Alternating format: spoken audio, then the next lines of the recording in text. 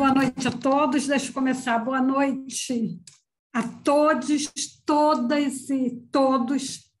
É um prazer tê-los na 20ª Jornada do Espaço Brasileiro de Estudos Psicanalíticos, EBEP Rio, que tem por título Comum em Trânsito, Psicanálise, Neoliberalismo e Insubmissão. Para o bom andamento de nosso encontro, é importante deixar alguns avisos e recomendações. Primeiro, o chat estará aberto durante todo o tempo das apresentações para perguntas que serão respondidas no final da exposição. Segundo, a opção de envio para todos no chat, para que sua pergunta fique visível para mim, mediadora desta mesa. Isso não é o segundo, isso faz parte ainda do primeiro. Segundo, as câmeras e microfones devem permanecer fechados ao longo das apresentações. Obrigado a todos, todas e todos pela presença.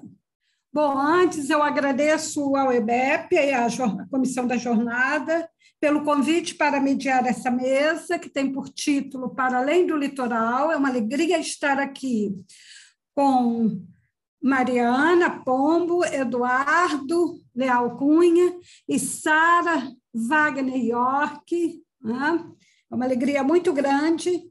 E aí eu vou apresentá-los. Eu queria dar boas-vindas a vocês também para esta mesa e vou passar a apresentá-los, tá?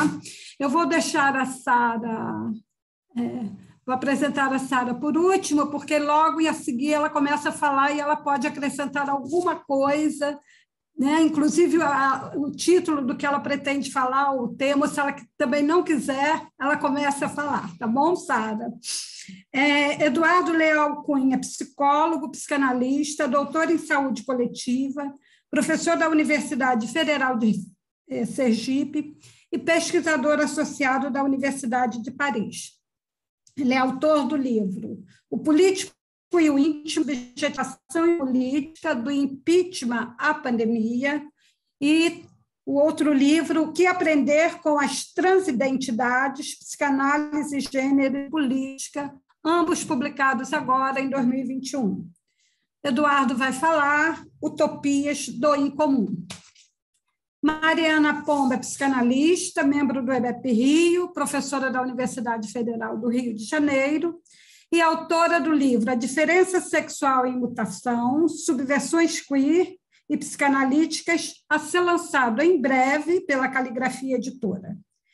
Em sua fala, nesta mesa de hoje, Ordem Simbólica em Transe, das leis às normas de gênero, dos impasses às mutações. Nessa fala, a Mariana vai trazer ideias que estão presentes neste livro. Tá? É uma alegria e uma honra ter como nossa convidada Sara York, né? Ela faz parte no programa Giro das 11, TV 247, Sextou com Sara York. Ela é professora, pedagoga, especialista na gestão pública e na cultura e atua como agente cultural no Rio de Janeiro. Trabalhou, né, como ativista LGBTQI+, em ações de inclusão de refugiados do Oriente Médio, América Latina e África. Ela é membro da ANTRA, Associação Nacional de Travestis e Transsexuais, membro também da ANPED, Associação Nacional de Pós-Graduação em Pesquisa e Educação, e Rede de Campanha de Direito à Educação. Bem-vinda, Sara, passo você a palavra, ok? O que quiser acrescentar, né, o que ficou faltando aí, porque eu colhi, tá bom? Acho que eu vou falar só que, além disso, eu sou deficiente visual, né? Que eu acho que é a parte mais importante. Tá. Eu sou cega desse olho em um processo complicado, né, de perda do segundo olho, e tentando me virar aqui de alguma forma. Quero dizer da minha grande honra de estar aqui com o professor Eduardo Leal Cunha e com a professora Mariana Pombo. E, eu acho que tem um pacto, né, de advogados de chamar uns aos outros de doutores, né? E eu firmei um pacto de chamar todo mundo que eu admiro de professores, porque são as pessoas que eu mais realmente me tocam de alguma forma. Então, é muito honroso aceitar esse convite do Espaço Brasileiro de Estudos Psicanalíticos, efetuado pela professora, pela parceira Leila Ripoll, né, atendendo o convite para estar aqui com vocês. E com você, Nelma. Muito obrigada. Eu acho que eu vou tentar contribuir com alguma coisa, né, como uma leitora aí da psicanálise. Não sou psicanalista, né, não participo de várias crenças, né, mas eu acredito na potência de todas as crenças. E talvez isso seja um dos resumos daquilo que talvez me coloque a pensar. Eu poderia trazer aqui o texto do apreciado Je suis amant que vous parle, que foi traduzido por mim assim que o texto ficou disponível, tá na internet para todas e todos e todes. Eu poderia pegar algum outro trecho para essa nossa conversa, mas eu quero transformar isso, talvez, porque eu acho que nós temos uma série de produções interessantes e todas elas estão nos nossos currículos aí disponíveis, né? Eu acho que aqui talvez seria um ponto de sabe, tocar aquele coraçãozinho que a gente ainda não conseguiu. Eu vou tentar tocar esse coraçãozinho cheio de afetos, né? Aqui, de alguma forma. Meu nome é Sara Wagner York, como eu disse, mas nem sempre foi assim. A partir dessa sentença que é me dada em 2017, um juiz diz, olha, você pode se chamar Sara, mas ser mulher, não, querida. Aí você já foi longe demais, aí não. E é com essa sentença de 2017 que eu inicio, talvez, essa complexidade para a gente pensar as transgeneridades, desses corpos que são capazes e que estão instruídos ou inseridos nessa sociedade de uma forma pulsante, colocando as gramáticas de si de uma forma e a do outro de uma outra forma, e esse outro com aquele O maiúsculo que a gente bem sabe qual é, né? Então eu tenho um domínio muito profundo das minhas gramáticas, das minhas crenças, e não seria diferente no campo da psicanálise, mas eu ainda percebo que existe uma falta de cuidado com a gramática desse outro. E se esse outro estiver fora desse registro sistêmico da branquitude, da cisgeneridade e do corpo capaz, aí ele cai quase que em descrédito total. Percebo que muito daquilo que eu tenho observado também fica constituído na forma de um conjunto de impossibilidades, e essa impossibilidade, o está bem entre aspas aqui, ou entre parênteses, né? Que são aquilo que é possível e que não é possível. Então, a gramática de si como elementos de uma impossibilidade, mas depende, né? Quando é do corpo transgênero, é de uma forma, quando é do corpo cisgênero, ele vai ser alocado de uma outra forma. O que você está dizendo, Sara? Estou dizendo que eu sou, por exemplo, uma mulher trans ou travesti. Eu me apresentado como travesti e na educação, gosto de ser essa travesti, porque, como o juiz me determina essa possibilidade, eu não vou deixar em descrédito esse sistema judiciário maravilhoso que nos assiste, não é? E eu estou sendo bem irônica aqui. Então, esse conjunto que impossibilita que alguns sujeitos acessem certos espaços e outros, com muita facilidade, se colocam lá. E isso vai ser determinante na escolha dos nossos perfumes, a escolha dos nossos sapatos e roupas, né? Agora, o mais absurdo é que justamente esse conjunto que é trazido, né, lá por Teresa de Lauretis, por exemplo, como tecnologia de gênero, sejam os estruturantes para que eu seja lida, por exemplo, dentro da possibilidade de ser ou estar socialmente dentro disso, que seria um pacto social, né? Minimamente dito. Eu acho que isso fala das gramáticas de si, das minhas gramáticas, do modo como eu me compreendo, muitas vezes, enquanto travesti, dentro dessa condição da reatividade. Pois bem, acho que uma outra possibilidade são os conjuntos de realidades, né, que também podem aqui ser pensadas. E como eu vim para pensar a cisgeneridade como esse campo complexo de certezas, o conjunto de realidades que é apresentado pelos sujeitos na sua própria auto-informação, eles serão fundantes para que esses sujeitos sejam esses sujeitos possíveis ou impossíveis dentro desse plano de realidade. Sara, o que você está falando?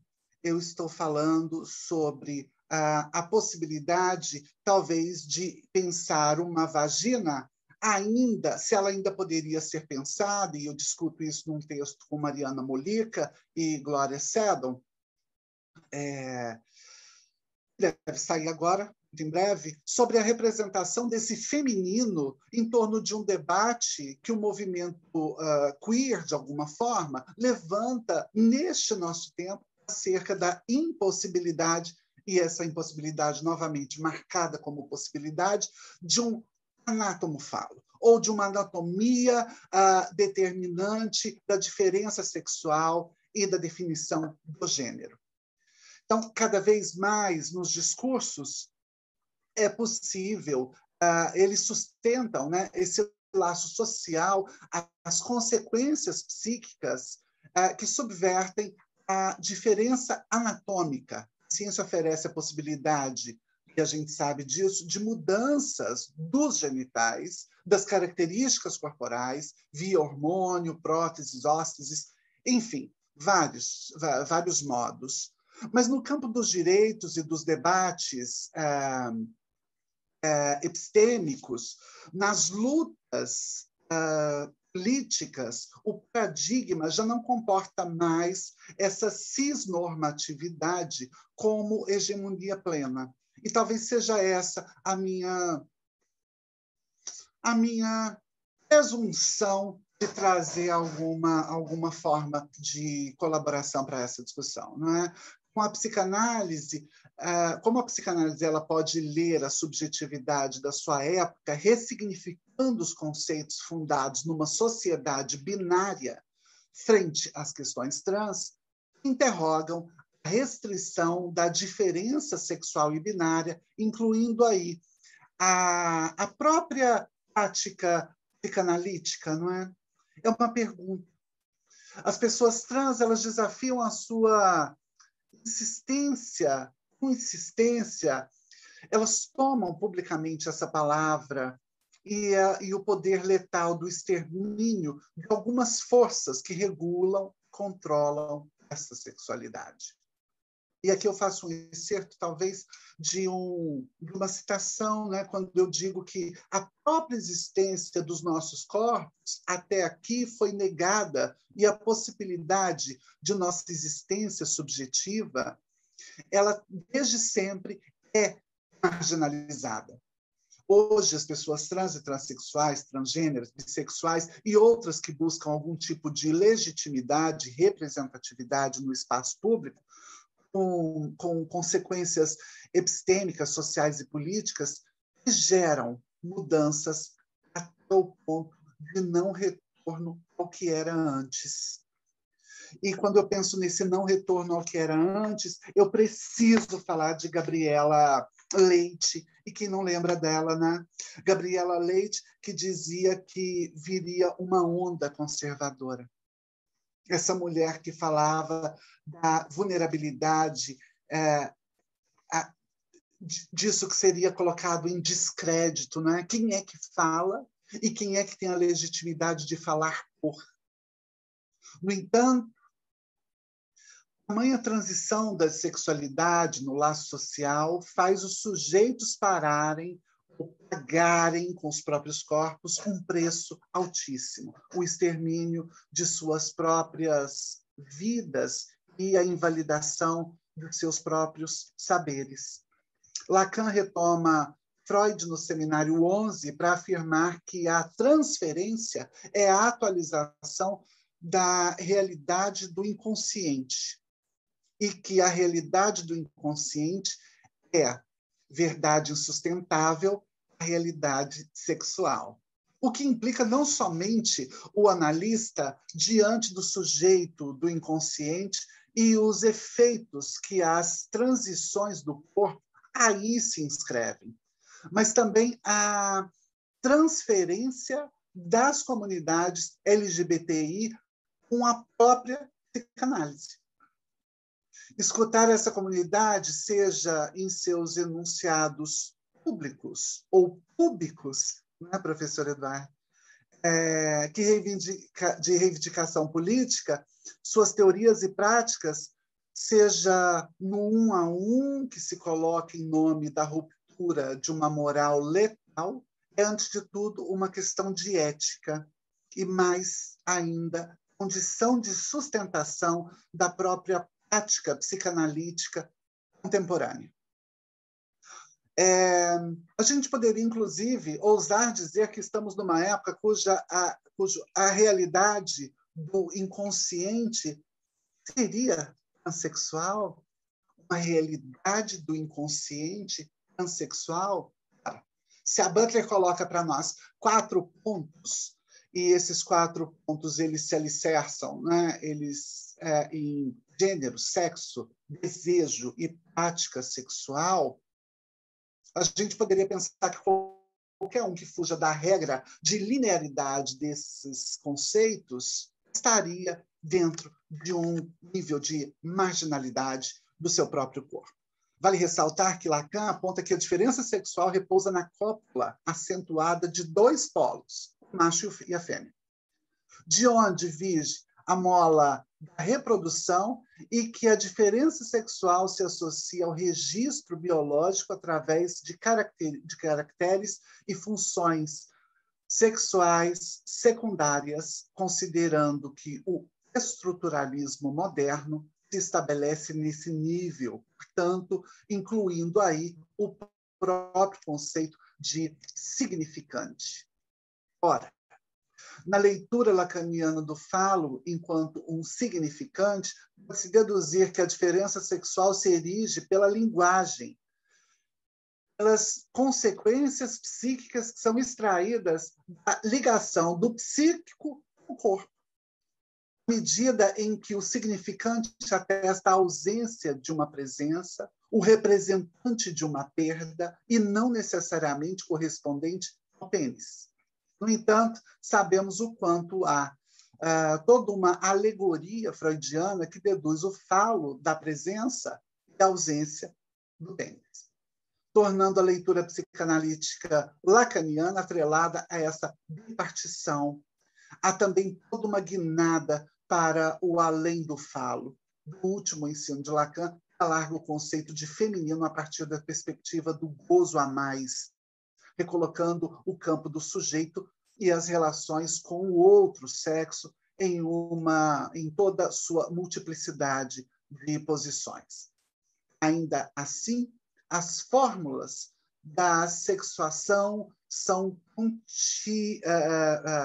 constituídas do lado todo e do não todo, né? Portanto, serve de orientador ético,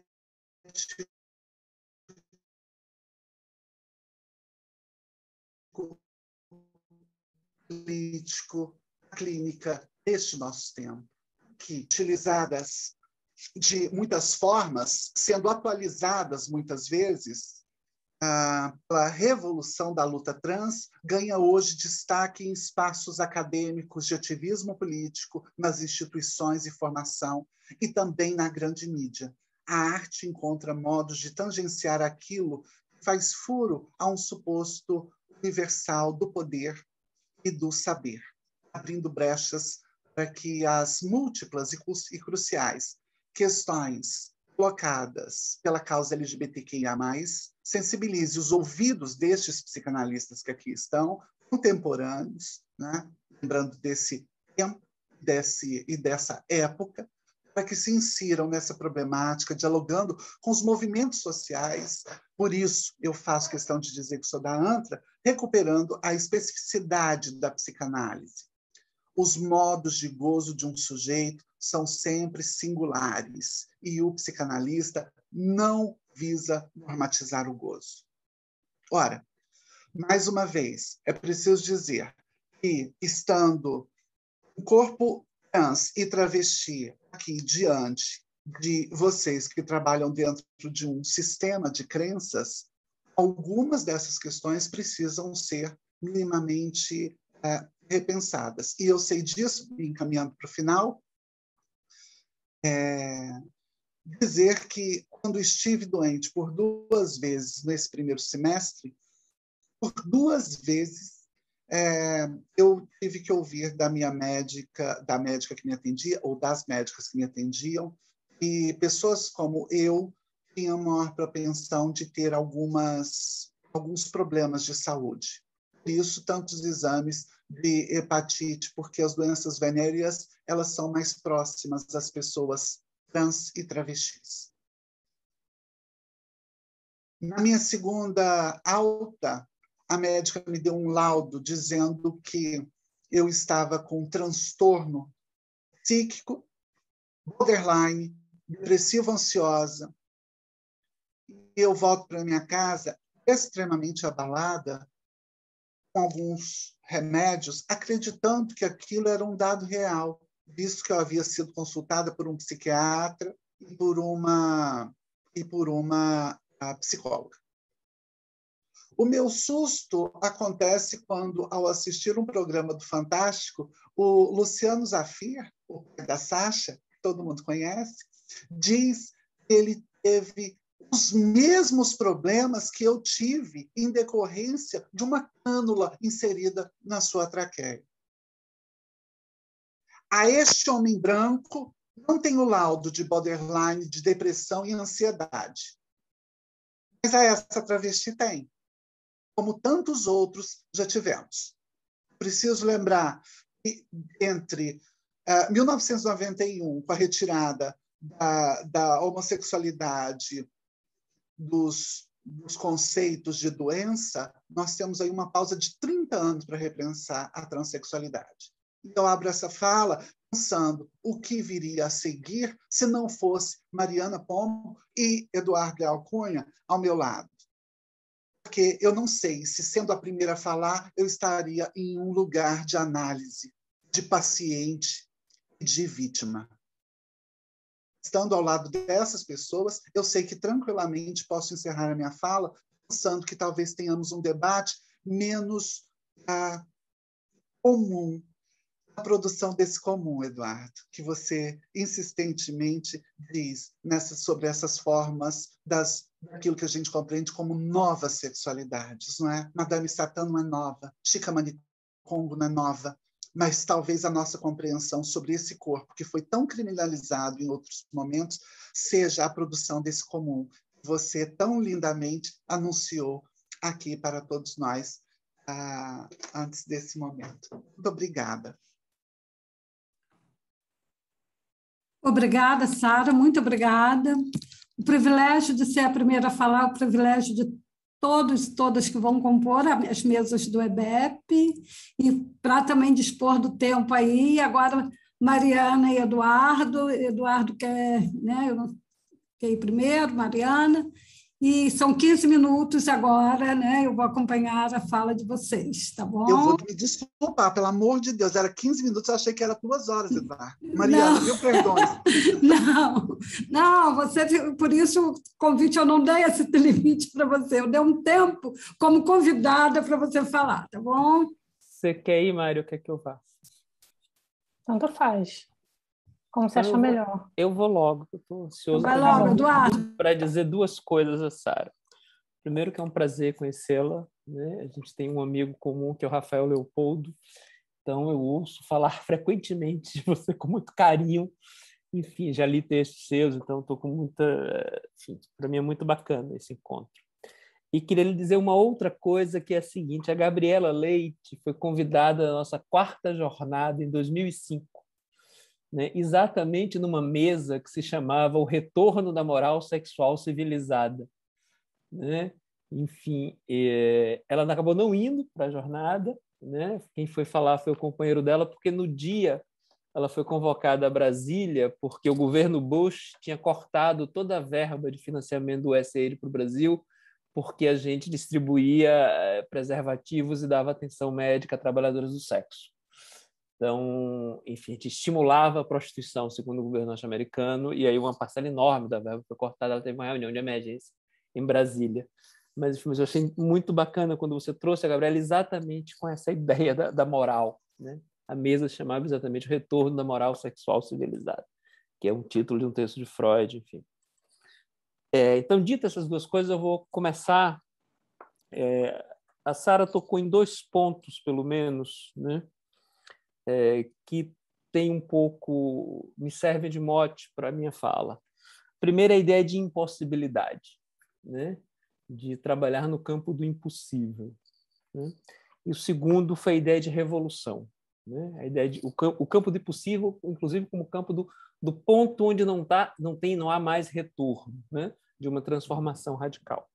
Então, eu queria dizer o seguinte: essa conversa desse ano, ela de certa forma é uma continuação da conversa que nós começamos no ano passado, né, numa mesa que tinha também a Mariana Pombo e a querida Vivi Vergueiro, né? O tema daquela mesa, que permanece hoje, é uma hipótese que eu venho discutindo correntemente, né, de que os discursos e experiências trans trazem consigo, de modo mais ou menos explícito, um projeto utópico, né? E aí talvez eu precise dizer o que eu estou entendendo por utopia, né? Eu estou entendendo por utopia não algo da ordem do impossível, embora seja preciso se inscrever no campo do impossível para que ele se realize, né?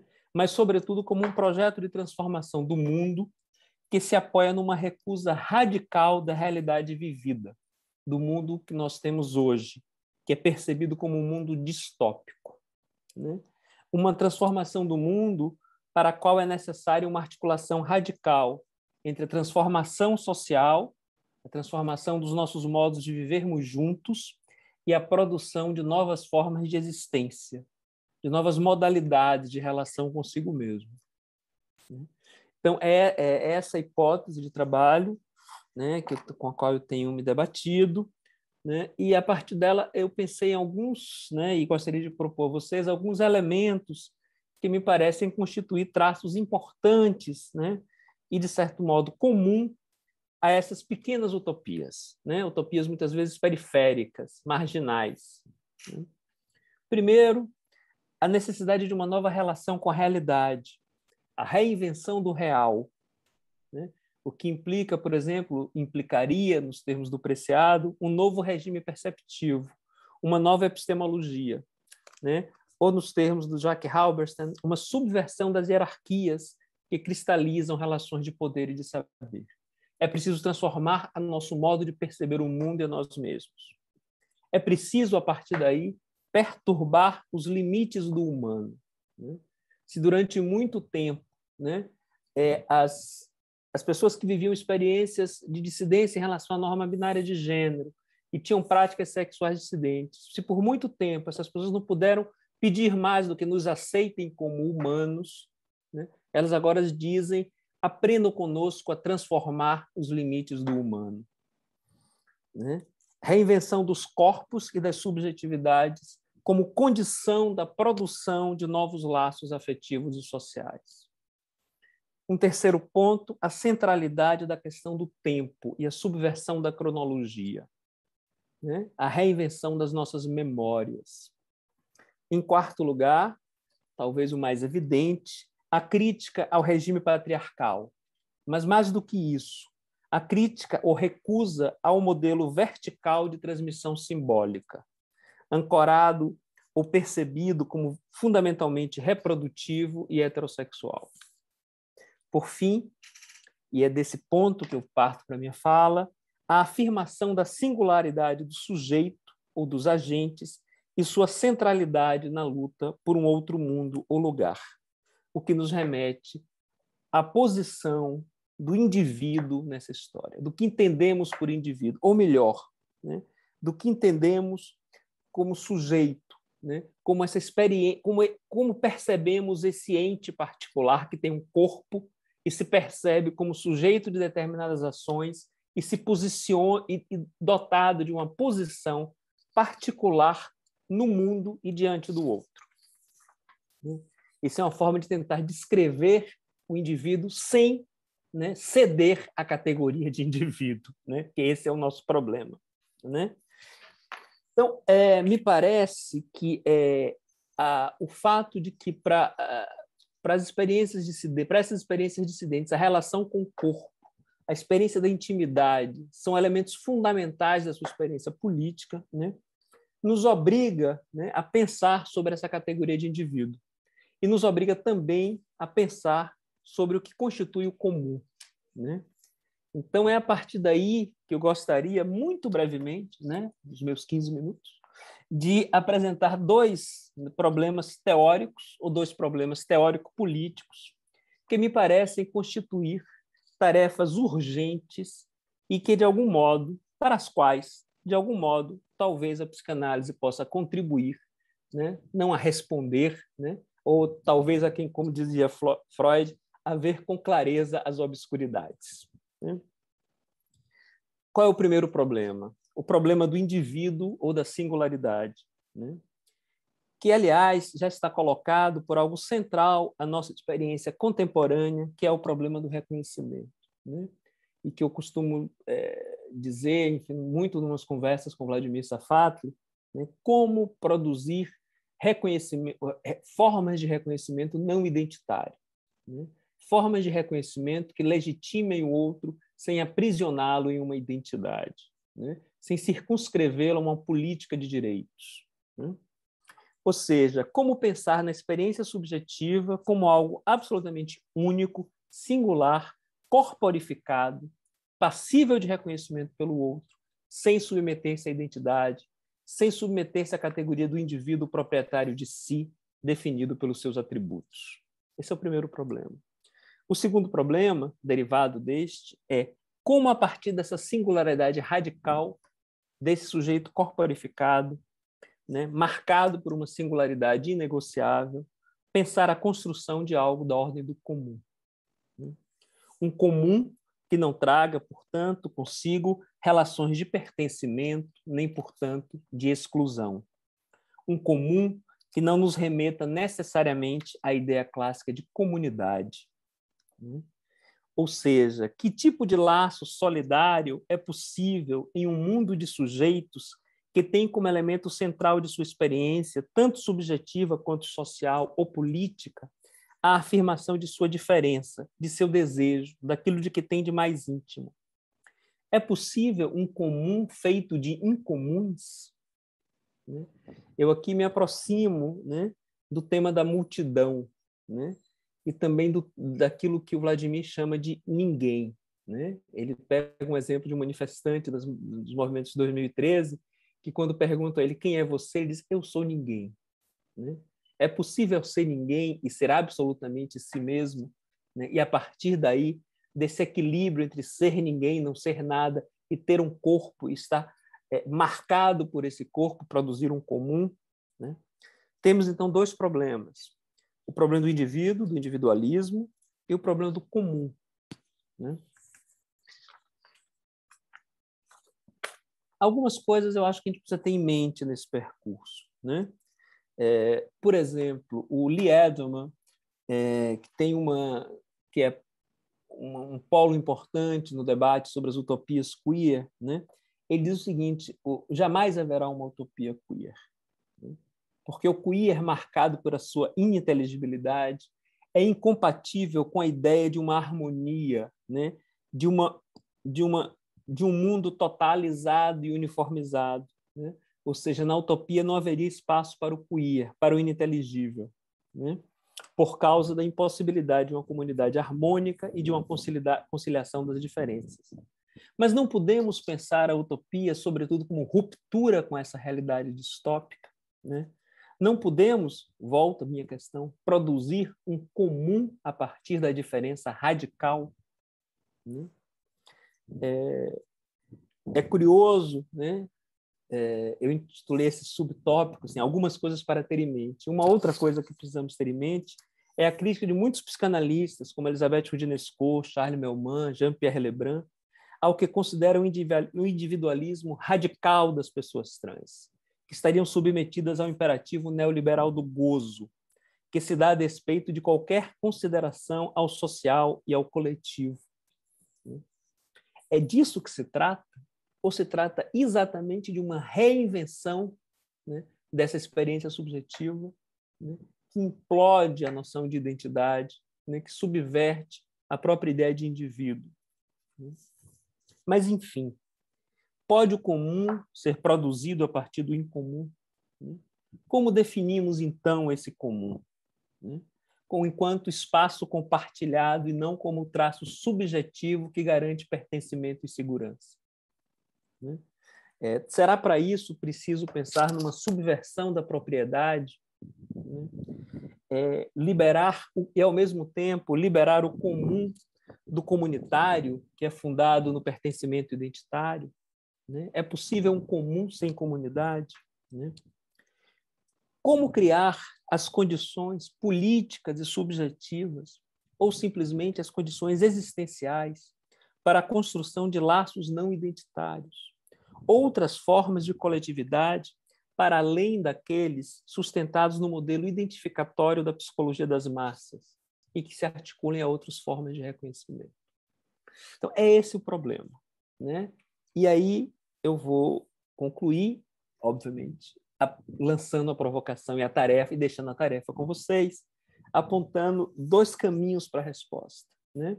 A primeira vem do pensamento socialista utópico, de Charles Fourier. O segundo vem do legado freudiano. Charles Fourier e Sigmund Freud.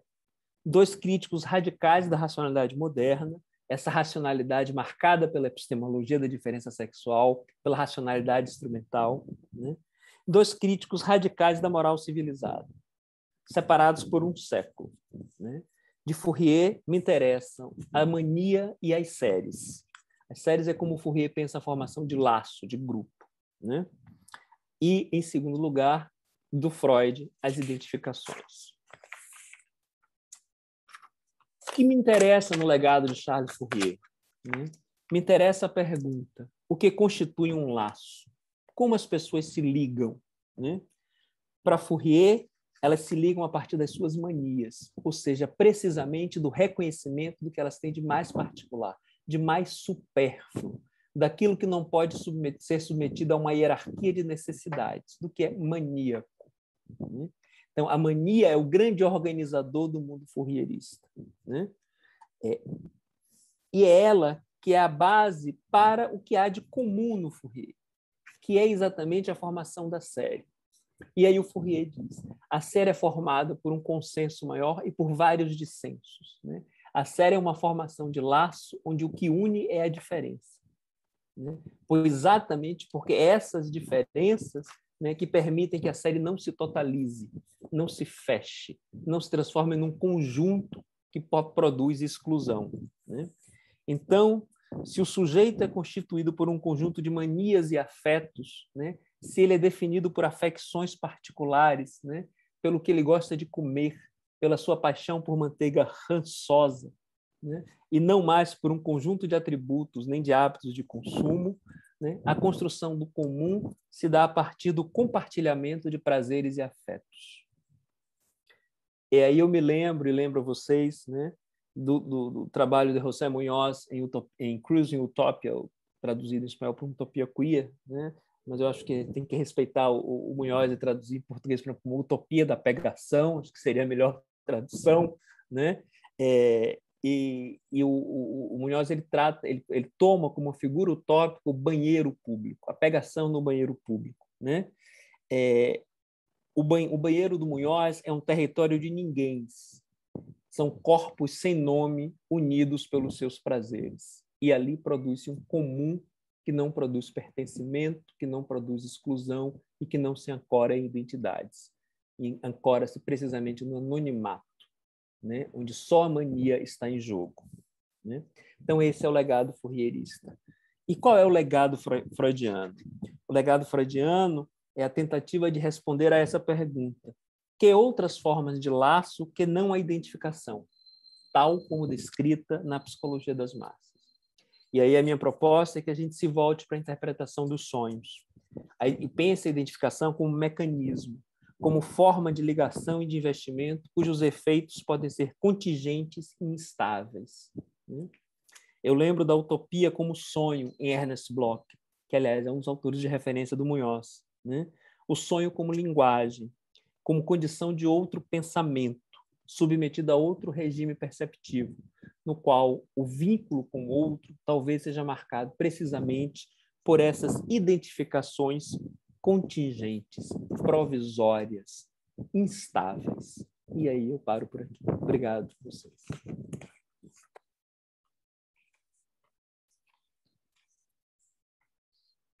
Obrigado, Eduardo. Vamos passar para a Mariana, depois a gente abre para as perguntas, tá bom?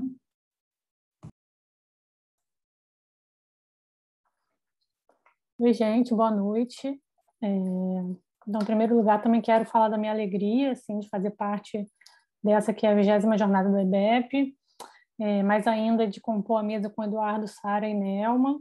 Nelma e Eduardo, que são amigos com quem já venho pensando junto há mais tempo sobre essas questões, né, que a gente está discutindo aqui.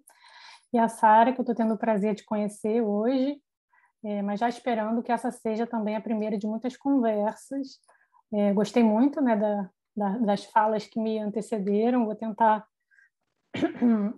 aqui na minha fala também, dialogar, né, acho de alguma forma com o que já foi falado.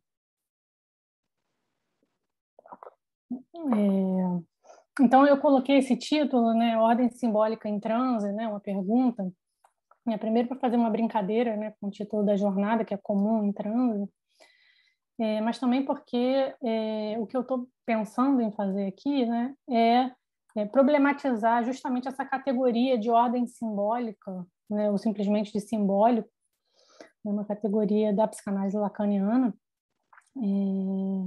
Então, assim, a minha proposta, em primeiro lugar, é mostrar, né, como essa categoria, né, ela implica em certas leis para o psiquismo e que a postura de recusa a um trabalho de problematização dessa categoria resulta no não acolhimento das dissidências sexuais e de gênero e também em uma impossibilidade de pensar as transformações, né, do gênero e da sociedade. Em segundo lugar, né, eu vou tentar defender, a partir da teoria queer, né, um outro entendimento do simbólico, né, um simbólico mais aberto às contingências históricas e, portanto, mais acolhedor também das mutações do contemporâneo. Então, a crítica que eu estou trazendo aqui, né, essa categoria de ordem simbólica, né, já foi feita por muitos autores e autoras, né, dos estudos de gênero, também da psicanálise, né, para citar apenas alguns, né, Butler, Judith Butler, Paul Preciado, Lucy Rigaret, Gayle Rubin, né, Michel Thor, né, duas psicanalistas que eram do EBEP também, Márcia Aran e Regina Neri.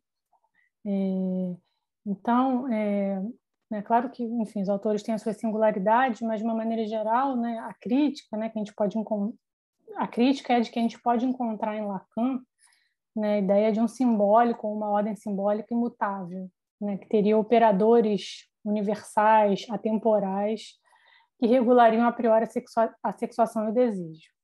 Né? Então, a partir dessa teoria, para se tornar um sujeito, o indivíduo precisaria ingressar na ordem simbólica, né, o que equivale a se submeter às leis do simbólico, da linguagem. Né? E aqui eu acho que a gente pode destacar 3 dessas leis. Né, em primeiro lugar, a lei paterna, né, o nome do pai, como uma autoridade inevitável. A segunda, né, seria o falo, né, como eixo de toda a dialética subjetiva.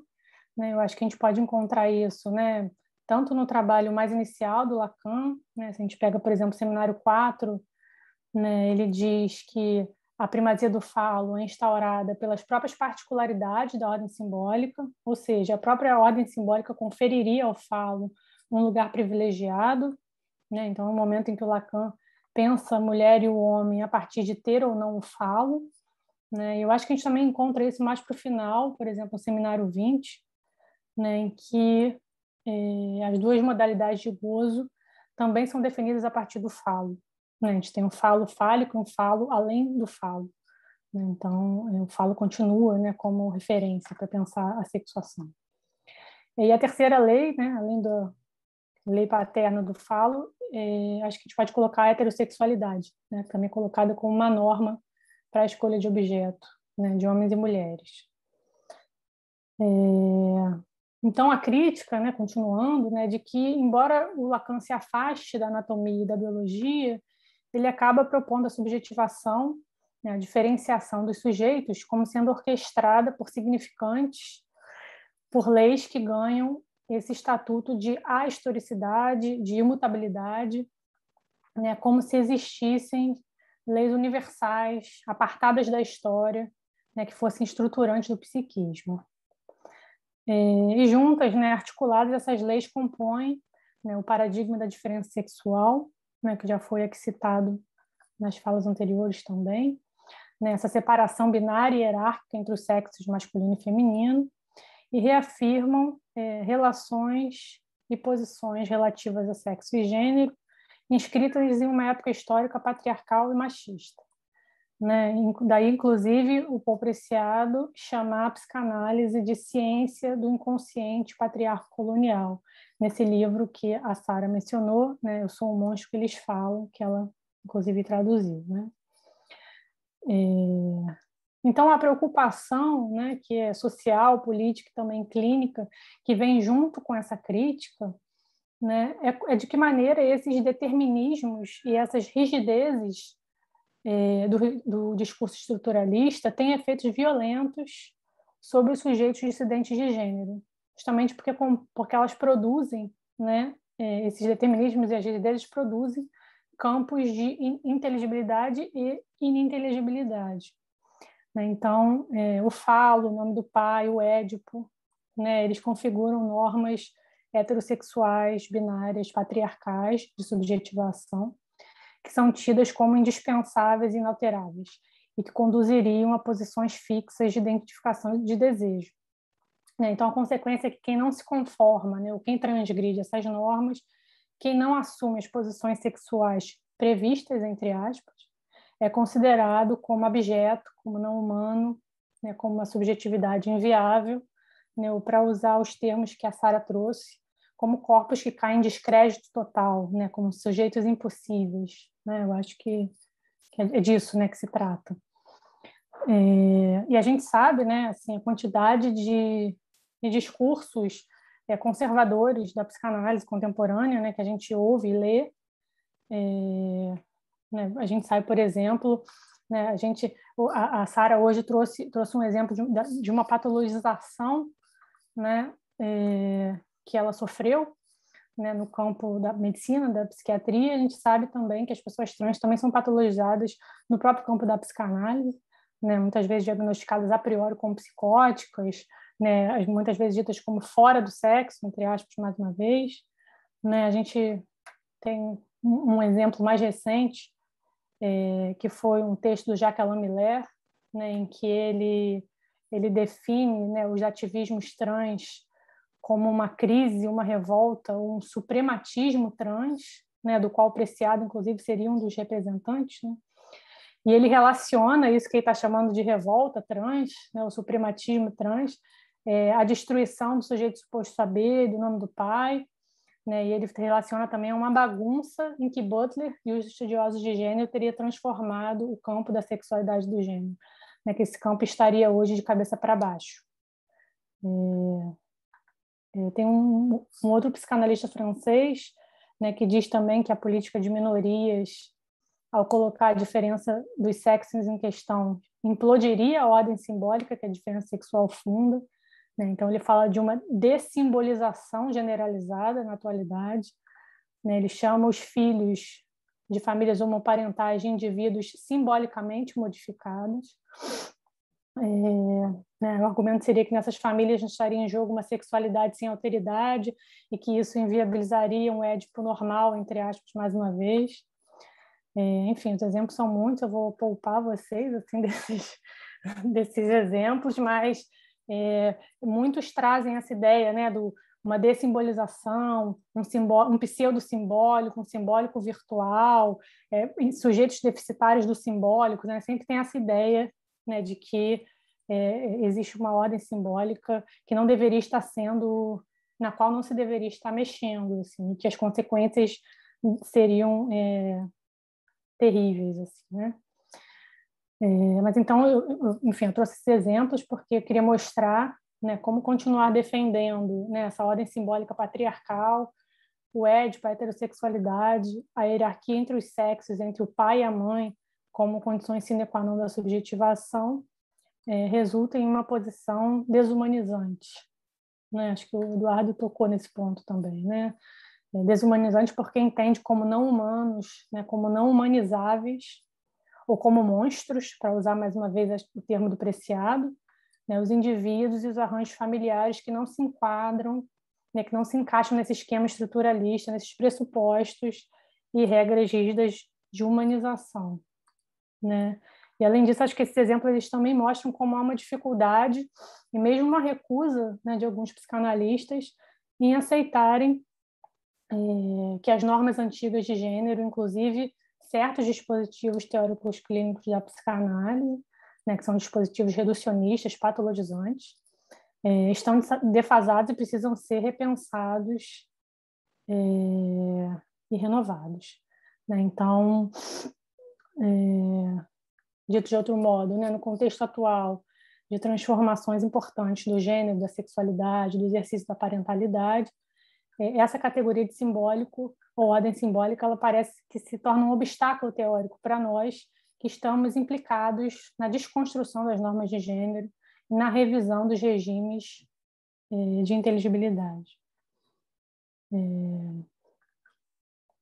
Então, eu acho que nesse ponto, né, a teoria queer pode nos ajudar a desconstruir essa própria ideia de simbólico imutável, né, para que a gente consiga imaginar um alargamento das fronteiras do simbólico, né, imaginar outros regimes normativos possíveis que rompam com o patriarcado, com o falocentrismo, com a heterossexualidade, né, para usar os termos que o Eduardo colocou, né, para pensar essa reinvenção do real, para pensar em novos, né, a possibilidade de criação de novos comuns, né? Bom, então eu vou trazer agora algumas ideias da Butler, no sentido dessa possibilidade de ressignificação do domínio simbólico. Né? São ideias que ela expõe em alguns dos livros dela, né? Por exemplo, como Corpos que Importam, A Vida Psíquica do Poder, Desfazer o Gênero. E é claro que se ela está, né, imaginando, né, nos convidando a imaginar, né, ressignificações ou reconfigurações do simbólico, né, é preciso que, antes de mais nada, a gente entenda o simbólico como uma regulação de significações que varia no tempo, né, e não como uma estrutura quase permanente que preexistiria ao sujeito. Então, quando a Butler fala especificamente sobre o gênero, né, ela propõe que a gente adote uma concepção do gênero regulado por normas sociais que são escritas na temporalidade, sempre abertas à subversão, em vez do gênero regulado por leis simbólicas incontornáveis. Então, ela faz essa diferenciação entre as normas sociais e as leis simbólicas incontornáveis. Então, enquanto o estruturalismo entende a constituição do sujeito e do sexo como um processo produzido pelas próprias estruturas, portanto, mais definitivo, unilateral, até vertical, e com efeitos mais fixos também, a teoria queer, influenciada por Foucault, vai entender a subjetivação como um processo performativo, contingente, de repetição constante de normas, portanto, também mais suscetível a mudanças. Que eu acho, e aí que eu acho que é interessante é porque, a partir dessa teoria da performatividade, a Butler propõe que a gente entenda essas leis simbólicas do estruturalismo como também produzidas, né, como não naturais, como não universais.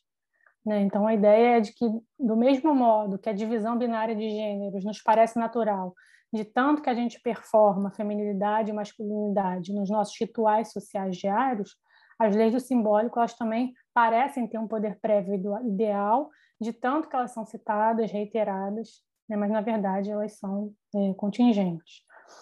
E aí, seguindo essa linha de raciocínio, a condição de significantes privilegiados do falo e do nome do pai também pode ser entendido como uma produção performativa. Em Corpos que Importam, tem um capítulo sobre o falo lésbico, que eu acho que é bem interessante, porque a Butler ela vai argumentar que o falo ele não está na origem de uma cadeia significante. mas ele é parte de uma reiterada prática significante. Ou seja, o falo ele depende de uma repetição performática para ter assegurada sua posição de significante privilegiado. Então, se o privilégio do falo é produzido pela reificação das relações lógicas e estruturais dentro do simbólico, existe também a possibilidade de desprivilegiar o significante do falo, né? Na própria força da repetição. Então, a construção fálica está aberta à variação, ela está aberta à plasticidade. Né? Então, acho que é interessante a Butler traz esse exemplo do falo para defender a expansão, né, e a alteração da normatividade dos termos do simbólico. Né? Ela chama esse processo de ressignificação queer do simbólico.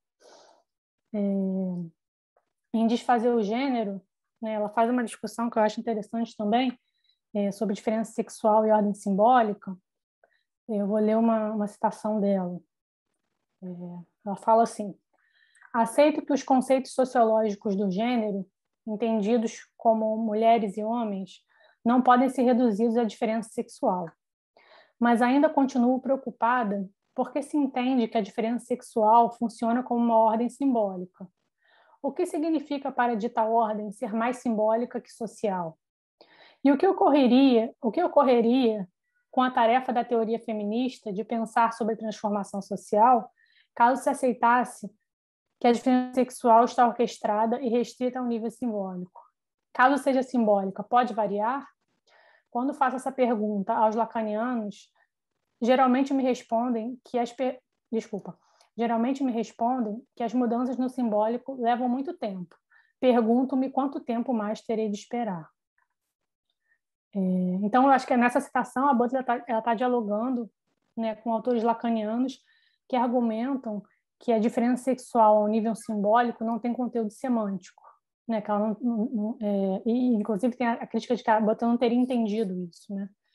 Então, existiria uma diferença, mas não se saberia em que ela consiste, né? Haveria uma oposição binária estrutural entre significantes homem e mulher, mas seriam estruturas vazias de conteúdo, que não prescrevem papéis sociais, né? Então, isso seria diferente do gênero, das categorias sociais de homem e mulher, né? Porque essas categorias já são formas pelas quais a diferença sexual assume conteúdos, né? E aí a Butler vai questionar esse próprio argumento, né? E ela vai dizer que ela acha que o que acontece é mesmo o inverso, né? Ela acha que o discurso estruturalista abstrai o significado social da diferença sexual, o exalta, né, como uma estrutura simbólica pré-social, imutável, e dessa maneira assegura a sua permanência social. Então, mais uma vez, né, o que ela está defendendo é que haja uma rearticulação das pressuposições estruturalistas da psicanálise, né, que nos deslocaria em direção ao que ela chama de um estruturalismo queer da psique. Eu acho que, né, esse debate, né, eu sei que, enfim, eu estou trazendo tudo muito resumido, assim, porque são poucos minutos, mas espero que esteja dando para entender, assim, a ideia.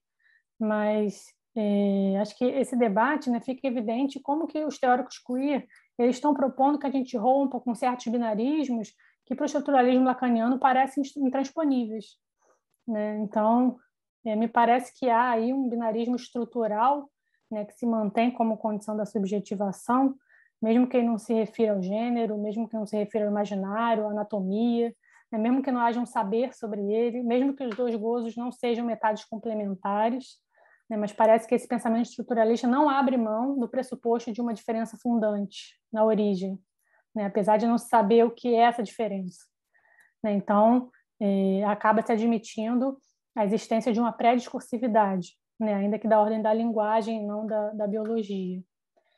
E eu acho que essa recomendação da Butler em direção a uma ressignificação radical do domínio simbólico, né, ou a recomendação, né, do Preciado, né, rumo a uma mutação da psicanálise, aponta em uma outra direção, né, que, a meu ver, envolve alguns passos a mais. Né? Eu acho que envolve deslocar do centro das condições de subjetivação o binarismo e a hierarquia entre os sexos, a heterossexualidade, o falo, o édipo. Né? Envolve que a gente acolha as mutações, as críticas e os desafios que são colocados à psicanálise hoje, né? Que a gente entenda a psicanálise como um saber historicamente situado e, portanto, suscetível também a transformações. E, por fim, que a gente se engaje, então, em uma mudança, em uma autêntica mudança epistemológica.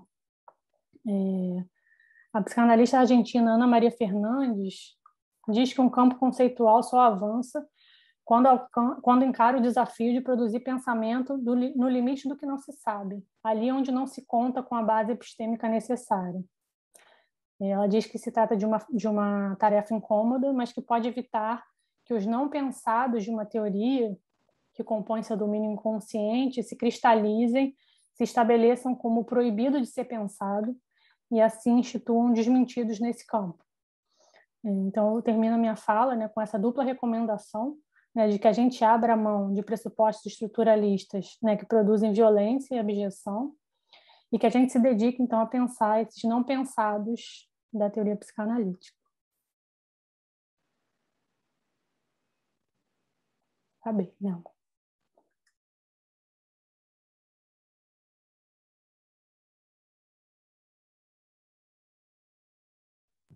O microfone, né, Elma? Abri. Só demorei um pouquinho. Muito obrigado pela fala, eu agradeço, né, aos três, foram falas assim maravilhosas. Eu acho que fala sobre tudo a Sara e o Eduardo, eu acho que trouxe assim, provocações de pensamento, a fala da Mariana também traz provocações de pensamento, eu acho que de uma outra ordem, né? Mas eu peguei uma pergunta e agora eu estou vendo que tem outras perguntas, né, no chat, tentando acompanhar, né? Agora eu não consigo, o chat está subindo e eu vou aguardar, pegando as perguntas aqui. Tá? Uma pergunta dirigida a vocês é da Emília Santos. O incomum só surge quando há comparativos? Tá? Pergunta de Roberto Lima Noronha. Em O Nascimento da Clínica, Foucault, referindo-se a uma medicina dominada pela metafísica, aliás, eu não sei se é uma pergunta, fala de um conhecimento que não vê e que está na origem de todas as ilusões. Então, eu vou deixar isso para vocês, né? Em O Nascimento da Clínica, Foucault, referindo-se a uma medicina dominada pela metafísica, fala de um conhecimento que não vê, que está na origem de todas as ilusões. Comentário de Luciene Costa, né, ouvindo Anne Pellegrini e Sarah Wagner, New York, sinto que ainda temos um longo caminho para chegarmos a essa reinvenção do real. Tanto melhor se tivermos uma visão clara da direção. No momento em que intensificamos o diálogo acerca das transgeneridades, precisamos lembrar que psicanalistas lacanianos de vertentes mais conservadora ainda falam da homossexualidade como uma consequência de uma má resolução do Édipo, ou mesmo como uma perversão. Seguindo de forma enviesada as fórmulas da sexuação, alguns mesmo dizem que mulheres decididamente homossexuais são homens. E aí, né, é triste ouvir isso em 2021, mas como Anne Pellegrini também penso que eventos como esse dão esperança à possibilidade da construção de uma política do comum que resguarde a singularidade para além das identificações, como coloca o professor Eduardo Leal. A Emília pergunta: o incomum só surge quando há comparativos, tá? E uma pergunta para Mariana, né, do Roberto Lima Noronha, se você poderia esclarecer um pouco mais a ideia de Judith Butler acerca de um estruturalismo queer. Mara Café pergunta: como vocês pensam a ideia de Butler de que nos tornamos sujeitos políticos através das lesões que são constituintes de nossas identidades? Eu vou passar para vocês, tá? Eu fiz algumas perguntas aqui, mas aí a gente pode começar por essa, né? Primeira que eu levantei aqui, que é da Emília, sobre, né, a questão do comum, tá?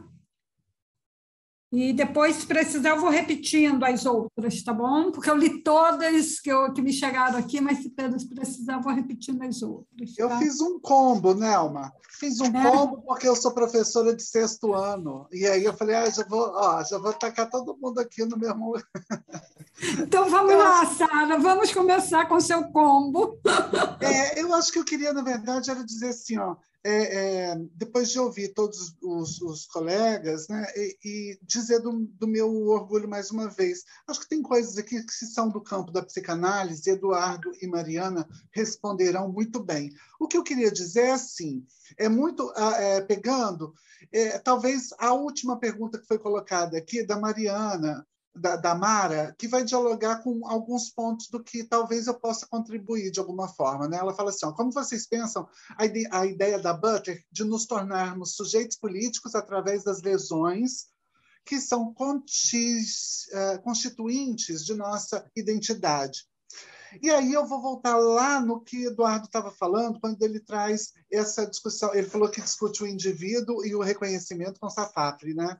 Eu vou pensar aqui dentro de um campo que talvez me atenda, que é pensar o modo de alocar o sujeito dentro de proposições reativas, sempre dessa forma. Então, é pensar a reatividade como uma resposta quando a gente está pensando aqui, talvez, numa dinâmica que seja um pouco diferente, e talvez seja do campo do que Mariana trouxe, né? De pensar esse queer dos regimes de inteligibilidade, quer dizer, o que é tornar possível para que eu observe melhor nesse imundo de simbologias, esses indivíduos que são simbolicamente modificados, né, Mariana, que você falou que um sujeito apresenta, eu adorei isso. A partir de hoje eu quero me apresentar, inclusive, como um indivíduo simbolicamente modificada, porque isso é um movimento que o queer nos ensina, né, de subversão do termo. Quando o ministro da Educação diz que nós atrapalhamos a educação, rapidamente eu peguei meu celular e gravei um vídeo, porque eu falei, eu preciso dizer que ele está certo. Ele está certo? Pessoas como eu sou deficiente visual, quer dizer, eu já não trabalho na mesma lógica que todo mundo. Eu sou disléxica, não leio do mesmo modo que todo mundo, não produzo leitura do mesmo modo que todo mundo. E sou travesti, eu atrapalho muito gente como essa pessoa que tem um mundo como certo. Então, é a partir desses regimes de verdade que foram trazidos aqui por Mariana como regime de inteligibilidade e que estão lá na Butler, que talvez a gente possa diagnosticar aí talvez uma saída dentro desse campo da tradição, né? Partindo dessa filosofia da diferença, né? com os seus teóricos, Derrida, Deleuze, Guattari, enfim. Quando meu neto me perguntou assim, vovó Sara, não, eu ligo para o meu filho e meu filho diz assim, e pai, benção? Eu falei, Deus te abençoe, meu filho. Cadê o Nicolas? Aí ele falou assim, tá aqui. Nicolas, vem aqui que seu avô quer te ver. Aí vem meu neto correndo, olhou, pegou o telefone, falou, não, vovó, não, pai, é a vovó Sara. E aí o meu filho ficou de cabelo em pé ali naquele momento. Quer dizer, para o meu filho não faz não tem a menor condição da vovó Sara, do pai dele ser a vovó Sara, mas para o meu neto não existe uma lógica da vovó Sara dele ser o vovô. Então, é esse reaprendizado que talvez seja aqui interessante, quer dizer, que para mim é interessante de pensar, né? Eu lembro do juiz de direito lá da comarca de Cuiabá, que disse que a travesti que ele estava julgando, isso em 1990, ele descreve travestis dessa forma: sujeitos de difícil identificação científica e com hábitos noturnos. Olha que beleza, eu achei que eu era um morcego, mas o nome disso é travesti. Né? Então, assim, esse simbólico que regula, que está aí nesse campo da repetitividade. E por que é importante, talvez, a gente estar aqui? E por que para mim faz muito sentido estar aqui com Mariana e Eduardo?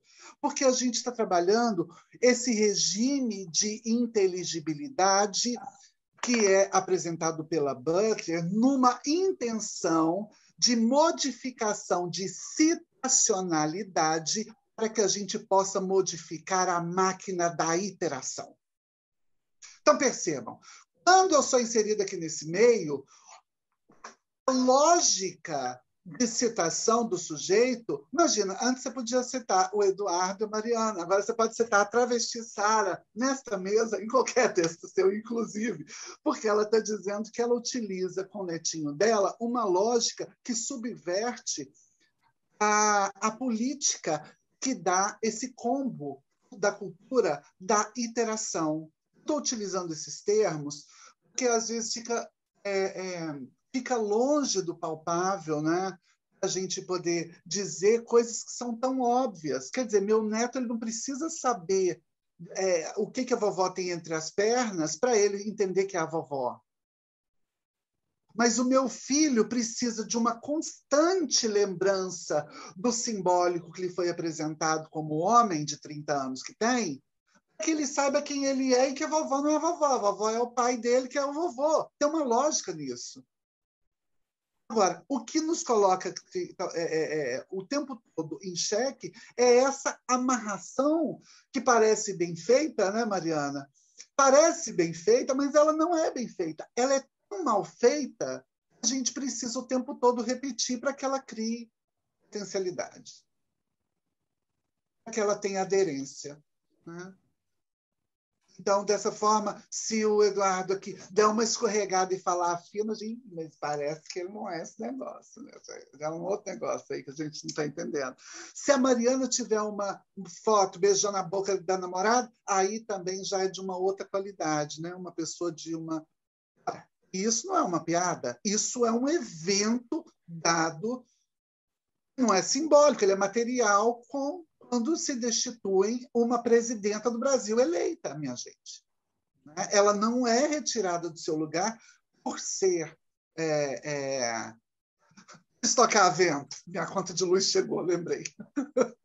Não é por estocar vento, é por ser mulher. Né? A gente sabe que o ódio ao DIG, a DIG é um problema da nossa sociedade. Eu acho que é isso, não vou estender mais, perdão.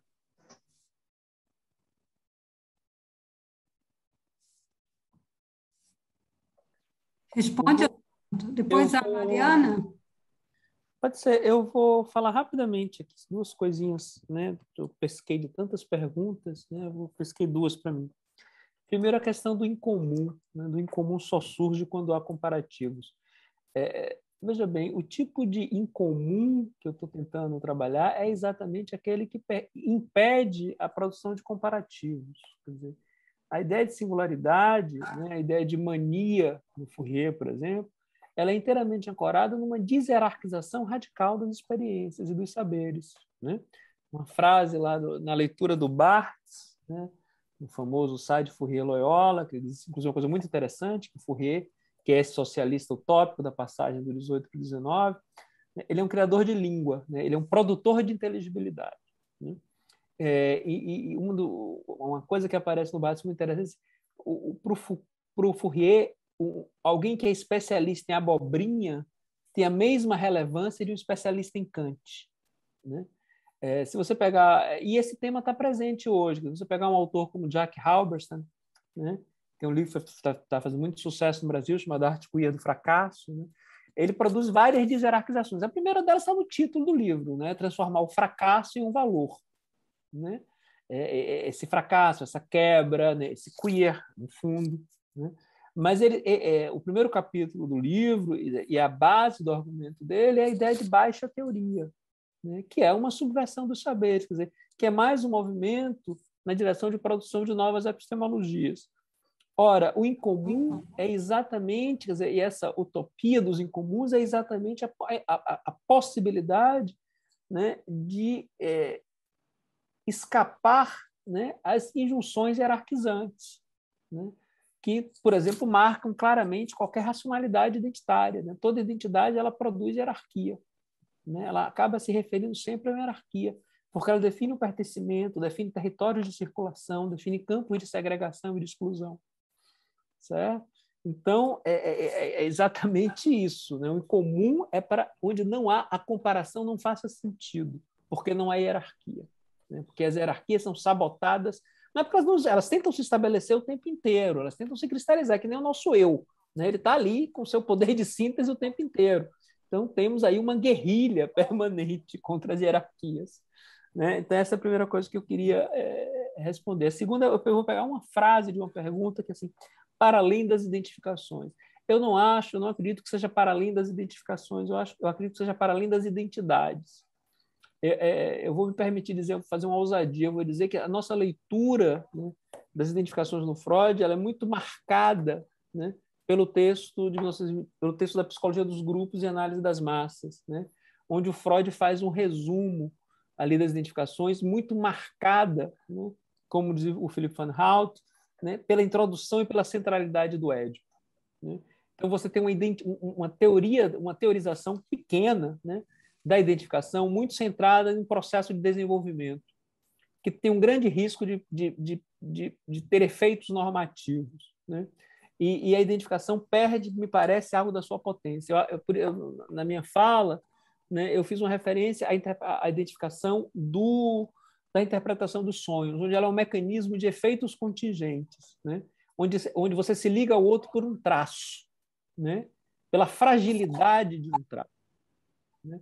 Então, essas identificações contingentes me parecem muito potentes, exatamente porque elas impedem a cristalização identitária, né? Eu costumo dizer uma frase de efeito que é o seguinte: a identidade não é o destino das identificações, a identidade é uma patologia das identificações, né? Então, é essa a provocação que eu queria fazer, respondendo um pouco a pergunta.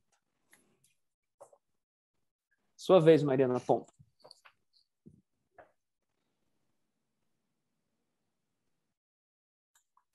Quer que repete, Mariana? Você está acompanhando? Acho que sim. Tem uma que é dirigida para você. Você poderia esclarecer um pouco mais a ideia de Judith Butler acerca de um estruturalismo queer? Eu vou acrescentar uma colocação aí, tá? Eu entendi na tua fala, a partir da desconstrução da Butler, da questão do simbólico, uma destituição do falo. Eu estou chamando de destituição do falo, tá? Eu fiz essa leitura que foi. E aí, se você chegou a pensar ou problematizar essa questão entre para além do falo e a destituição do falo, são duas coisas, tá? E depois tem outras perguntas aqui. Eu vou deixar a Mariana responder e depois tem mais perguntas, tá? Para a mesa. Tá. Bom, então, sobre a pergunta do Roberto, né, sobre essa expressão, né, que a Butler fala, que seria um estruturalismo queer da psique, né, na verdade, eu acho que ela está fazendo uma ironia, né, uma brincadeira, digamos assim, porque, né, toda a subversão, né, ela é sempre pensada na teoria queer, né, como a Sara bem exemplificou a partir da minha fala, né, que ela falou, então agora eu vou querer usar, né, essa expressão indivíduos simbolicamente modificados, né, porque a ideia da teoria queer é sempre você se apropriar, né, de algo que já existe e tentar ressignificar aquilo, né, tentar sair desse lugar da injúria, né, lugar da abjeção para o lugar da valorização, né, para o lugar da positividade do termo, né? O termo queer ele também tinha essa conotação inicial de uma injúria, né? De um xingamento, né? E ele foi ressignificado, né? A partir de uma reapropriação do termo, né? Então, eu acho que quando ela fala desse estruturalismo queer da psique, ela está pensando a mesma coisa, né? Né, ela está tentando parodiar, né? Brincar com essa ideia, né? De que se existem essas leis estruturantes do psiquismo, então vamos pensar numa possibilidade de estruturar o psiquismo de uma maneira queer, né? De uma outra maneira, com outras leis, com outras normas, né? Com normas que não sejam essas, né? Da heterossexualidade, do falo, né? Do patriarcado, né? Mas então um estruturalismo queer nesse sentido, um estruturalismo outro, né? Um estruturalismo positivo, um estruturalismo que agora já estou acrescentando também, né? Que respeite a singularidade, a diferença, né? Eu acho que é assim que eu entendo, né? Esse conceito dela de estruturalismo queer. Sobre a pergunta da Mara, né? Sobre as lesões na identidade, né? Acho que o Eduardo já falou um pouquinho sobre isso, né? Acho que a Butler ela tem essa valorização, né, das identificações, né, em detrimento da identidade, né? Acho que isso aparece no texto dela, nos textos dela, né? Ela faz, eu acho que a crítica, né, que ela faz à identidade é justamente, né, e aí acho que tem a ver com o que eu estava falando antes, né? Eu não falei de identidade, mas acho que tem a ver com essa questão do sistema simbólico, da ordem simbólica, né? Como que algumas identidades elas são produzidas como coerentes, né, como possíveis, né, e outras, né, são colocadas no lugar, né, da rejeição, né, do rechaço, da abjeção. E como o Eduardo falou, até anotei aqui, né, eu acho que a proposta não é, né, a de que novas identificações cristalizem uma nova identidade, né? Mas ao contrário, de que haja sempre esse movimento de desidentificar-se e identificar-se, né? Um movimento que seria contínuo, digamos assim, sempre, né? Seria um movimento sempre existente, né? Porque justamente quando você intensifica uma identificação, né? Ao mesmo você está desvalorizando outra, né? Então eu acho que tem esse mecanismo, digamos assim, né? Esse funcionamento. Então, eu acho que a Butler valoriza a identificação como algo assim que não se completa, né? Que não se acaba, que está sempre se reconstituindo. E eu acho que tem uma ideia interessante, assim, né? É porque ela, voltando àquela ideia do simbólico que eu estava dizendo, né? Ela não está defendendo, né, uma multiplicações de posições identitárias dentro do simbólico que já existe, né? Então, por exemplo, tem pessoas que falam assim, seria bom que existissem um monte de gêneros, né? Que os gêneros se multiplicassem, né? E ela fala que essa estratégia não é exatamente boa, porque aí você vai, né, trazer outras questões, né? Quantos gêneros que poderia haver, como que eles se chamariam, né? E que, na verdade, o que ela quer fazer é justamente mostrar, né? Tentar problematizar, desconstruir essas normas que existem, né, de gênero para que elas possam ser deslocadas, né? Então, não se trata de apenas aumentar, né, o número de identidades existentes, mas de alargar o campo da inteligibilidade, né? Eu acho que é isso, assim, né?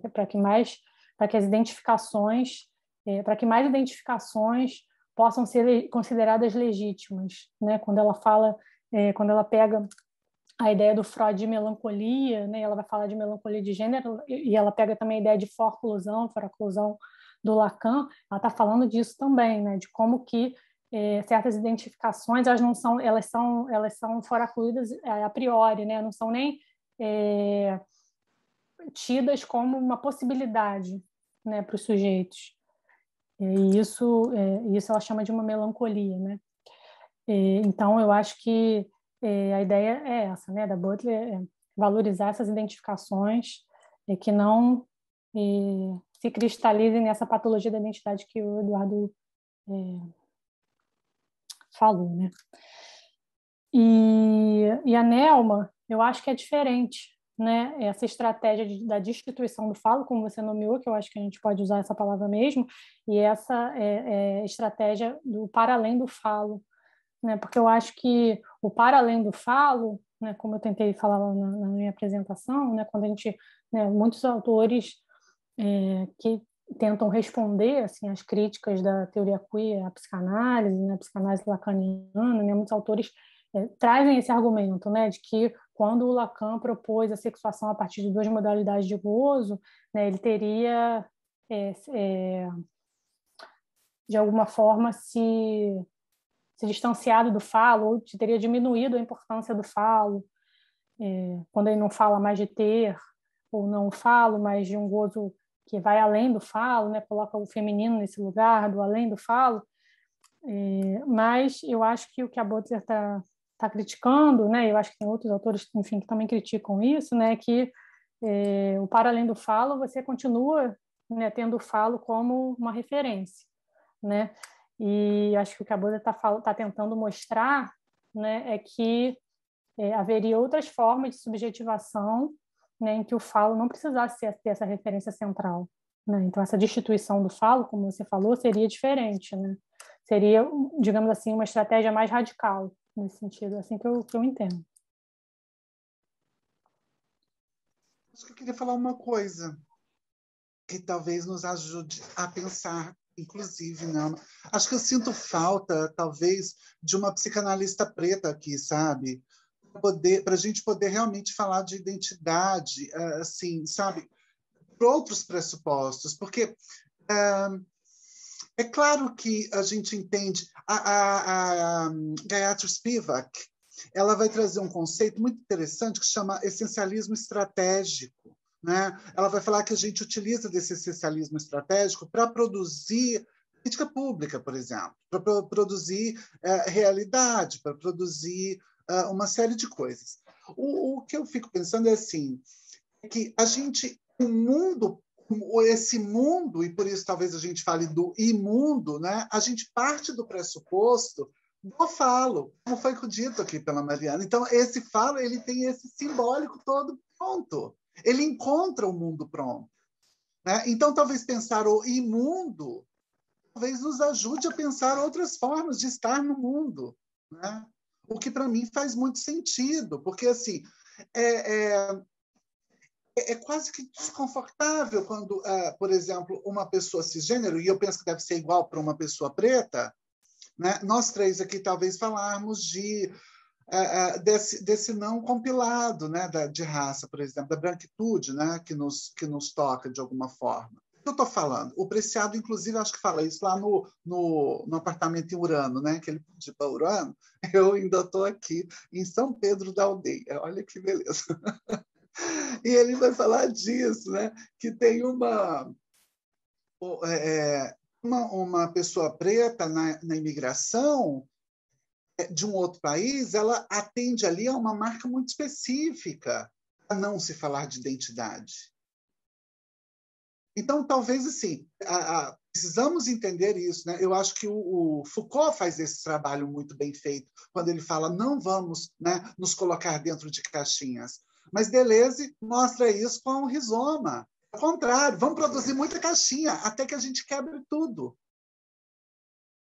Agora, eu posso estar dizendo porque é isso, né? Eu estou lendo um autor a partir do que me convém, né? Isso é a nossa leitura de mundo. O meu é imundo, né? E vem encharcado de poucas certezas. Né? Talvez outras pessoas precisem dessas tantas certezas. Eu penso muito sobre isso, sabe? Assim, talvez o nosso conforto em colocar, talvez, a questão da identidade como um aspecto que Eduardo fez uma cara que eu estou até com medo do que ele pensou.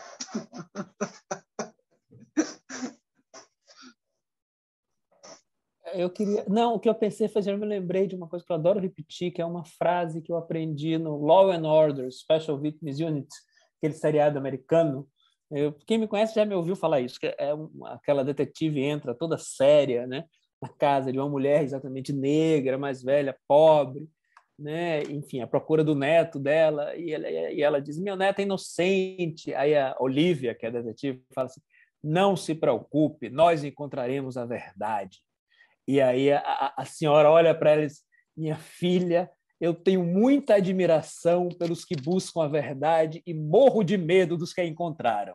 Então, você falou da certeza, eu só me lembrei disso. Eu queria, na verdade, responder rapidamente duas perguntas que apareceram.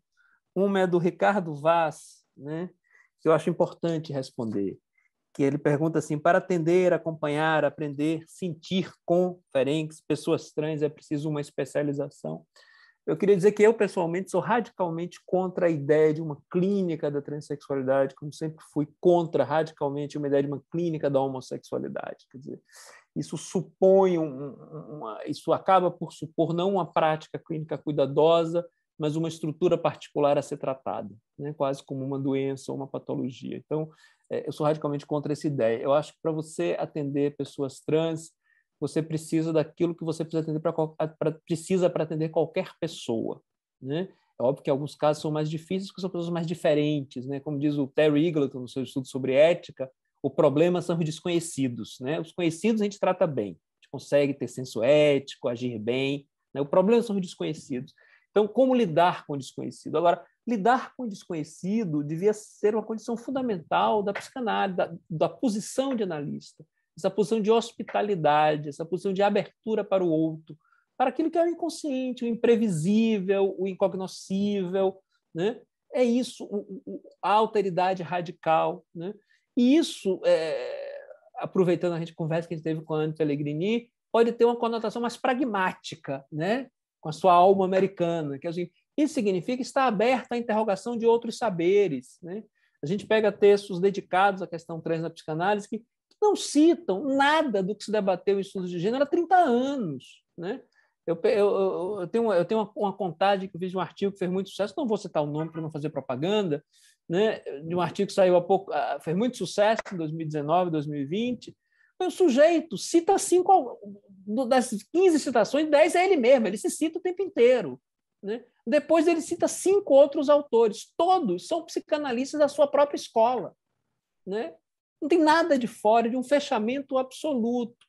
Então, precisa, quer dizer, do plano teórico, precisa ter uma abertura para outros discursos que são efetivamente analisadores da teoria psicanalítica. Apontam para os nossos silêncios, apontam para as nossas deficiências, para os nossos impasses, para os nossos recalques, né? Para os nossos desejos odiosos e egoístas, como diria Freud.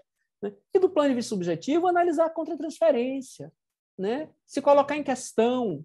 Né? Agora, isso a gente deveria fazer com qualquer paciente que entra nos nossos consultórios. Né? Acho difícil que você seja um bom analista, né?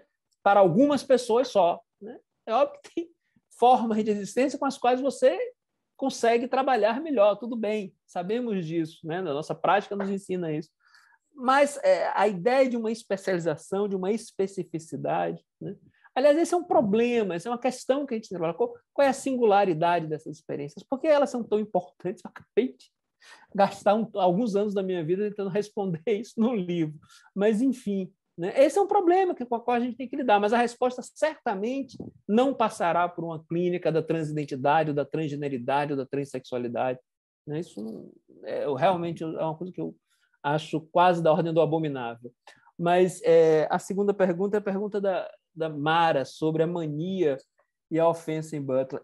Eu não saberia responder sobre a ofensa em Butler, mas eu vou falar um pouco sobre a mania no Fourier. A mania em Fourier tem uma função fundamental, para além da ideia da deshierarquização, que é a ideia de que os nossos prazeres e desejos eles não podem ser submetidos a uma hierarquia de necessidades. Né?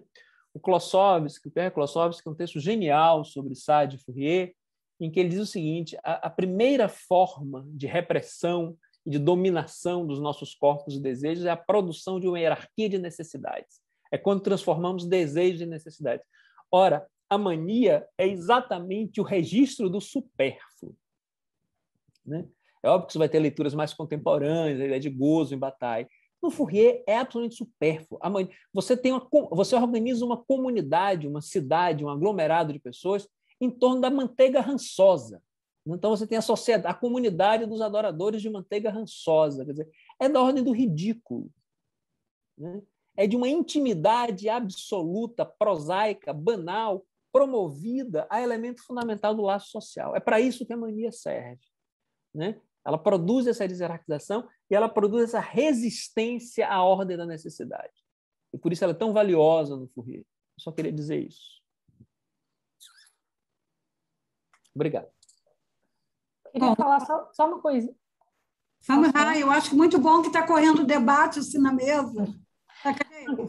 Não, queria só fazer um adendo, assim, o que eu tinha falado, né, a partir também do que a Sara colocou, né, essa ideia do essencialismo estratégico da Spiva, que acho que a Leila também pergunta algo nesse sentido aqui, né, se a gente pode pensar uma utopia de comuns singularidades radicais sem eliminando, digamos assim, né, sem ter atrelado a identidade de alguma forma, né, eu acho que talvez eu não tenha sido cuidadoso o suficiente, assim, né, porque eu acho que também não dá para a gente descartar, né, a importância, né, da identidade, né, nos debates e nas lutas por direitos também dos movimentos minoritários, né? Então acho que é importante colocar isso, né? Porque eu acho que a Butler, né, quando ela ela fala, por exemplo, da questão da precariedade, da própria questão da identificação, né? Ela fala assim, o ideal, né, seria, né, que a gente conseguisse criar, né, digamos assim, uma comunidade, né, e que essa comunidade ela se unisse, né, a partir das identificações de cada um de nós com a precariedade um dos outros, né? Ela vai defender que a precariedade seria uma condição compartilhada por todos nós, né? E que se a gente conseguisse reconhecer isso nos outros, a gente poderia se identificar a partir dessa condição precária, né? Mas ela vai dizer também que o que acontece é justamente o contrário disso, né? Não existe um reconhecimento recíproco de precariedade na nossa sociedade, ao contrário, né? Alguns sujeitos, né, são reconhecidos como precários, eles são protegidos, eles têm acesso, né, ao sistema de saúde, eles têm acesso à educação, eles, né, têm a vida protegida, e outros não, né? Outros ficam, como não tem essa identificação, né, com a humanidade deles, né, eles ficam nesse lugar que é uma precariedade maximizada socialmente, né? E aí faz com que eles não tenham acesso, né, às condições básicas, né, de sobrevivência, digamos assim, né? Então, eu acho que a gente não pode descartar, né, mais uma vez, só repetindo o que eu tinha falado, descartar a importância, né, de grupos que se unam, né, e mesmo que seja a partir de uma identidade, para lutar por direitos, né, por melhores condições, digamos assim, de vida também, né? Só queria fazer esse Pois é, adendo a partir do que a Sara tinha Eu falado. queria fazer uma pergunta, Nelma. então tá, faz a pergunta. Não é rapidinho, não. É uma pergunta para você. Eu queria saber se eu posso fazer isso. Já que a gente falou do empreendedor de si na fala da Ana, eu queria saber se eu posso botar o link dos meus livros que saíram agora. Né? Posso aproveitar para fazer merchandising, se o espaço deixa. Pode sim, pode colocar sim. Eu falei disso, claro. Então tá bom, vou fazer isso. Eu vou pegar essa pergunta da Leila, vou estender, ver, né, se Sara, porque ela estendeu a mesa, se a Sara e você querem responder, tá? A pergunta dela é de que forma poderia se pensar esse movimento político em direção a uma utopia de comuns, de singularidades radicais, sem estarem atrelados a movimentos identitários, ainda que contingencialmente. Eu vou pegar essa primeira parte da pergunta, né? E porque também a gente está se encaminhando para o final da mesa, tá? Eu teria uma pergunta, né, também para a Sara, que eu juntaria com a questão dessa questão que ela trouxe, junto com o que a Mariana acabou de falar agora, da precariedade, tudo, mas mesmo para além disso, ainda tem outra questão que como é que estão os signos e tratados simbolicamente, né, essa marca, quando a Sara traz a experiência que ela vivenciou, né, quando ela, né, precisou de tratamento médico e o que ela vivenciou dentro né, em termos de diagnóstico. Tá? Então, eu acho que traria isso, e há também uma fala da Sara onde ela traz uma relação entre o agora e a possibilidade de abertura de futuros possíveis no manifesto que ela escreve, né, sobre manifestos textuais e submissas travestis, que me tocou bastante quando eu li o manifesto há um tempo, e agora, escutando a fala, eu não sei como que isso entraria, mas me ocorreu que isso, de alguma forma, entraria aí no comum, para a gente poder... Tá bom? Eu acho, Nelma, que a gente começa a ficar mais velha, a gente começa a achar, né? A gente vai achando um monte de coisa. Quando a gente está... Eu acho que eu tenho saudade quando eu tinha mais certezas das coisas, sabe? Eu tenho percebido que eu estou achando muita coisa. E achar I think so. Né? Acho que a Mariana falou de precariedade, né? A Butler ela traz dois conceitos muito profundos que no Brasil ele ganha significação com precariedade, mas um é precarity e o outro é precarious, né? Um são as condições que os sujeitos são inseridas, né? O outro são as condições que são dadas por ele, né? Em ambos, toma-se como pressuposto uma tradição. E talvez o que a gente precise pensar são os aspectos desta tradição, porque é isso que tem nos alijado, de alguma forma, de produzir as ditas potências, né? Então, assim, não é jogar a água com a criança fora, né? Não se trata disso. Mas talvez desobstruir as lentes que foram utilizadas como instrumento de acuidade de determinadas verdades e realidades, né? E talvez esse movimento seja muito interessante com os corpos trans, porque já fogem das regras, né? Das regras e das normatizações que são postas dentro de uma realidade. E a gente sabe que isso está acontecendo quando nós pegamos, por exemplo, tem uma minissérie linda, está aí nas redes sociais, né? Deixa eu fazer propaganda do Netflix. Chama... Eu adoro aquilo, né? Eu acho maravilhoso. Quem me apresentou, inclusive, foi meu netinho, de 6 anos. Chama Larvas em Nova York. Eu vi aquilo e eu não consigo parar de assistir, porque aquilo pode parecer para criança, mas aquilo é para adulto. É uma coisa tipo, sabe, os Simpsons nos anos 80? É uma coisa de uma outra categoria. Então, assim, pessoas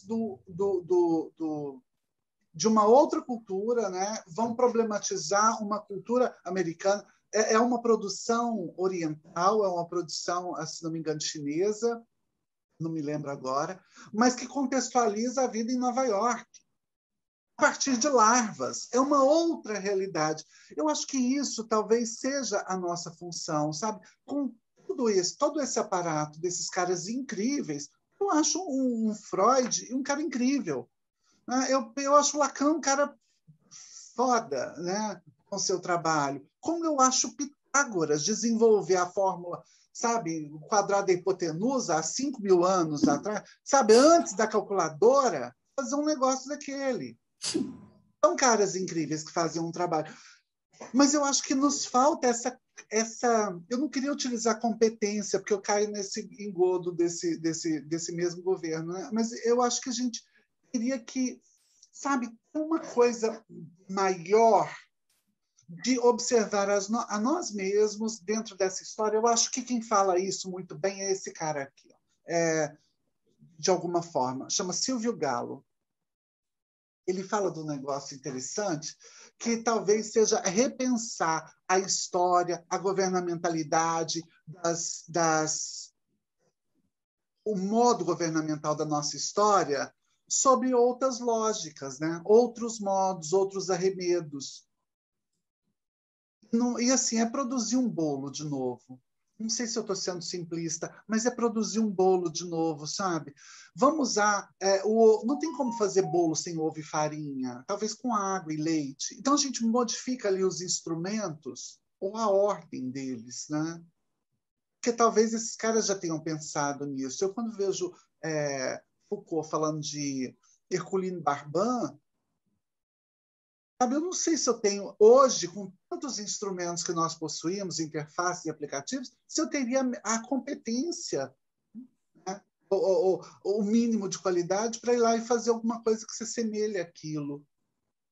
Porque são pessoas que talvez tenham alguns instrumentos de uma observância que talvez nos falte.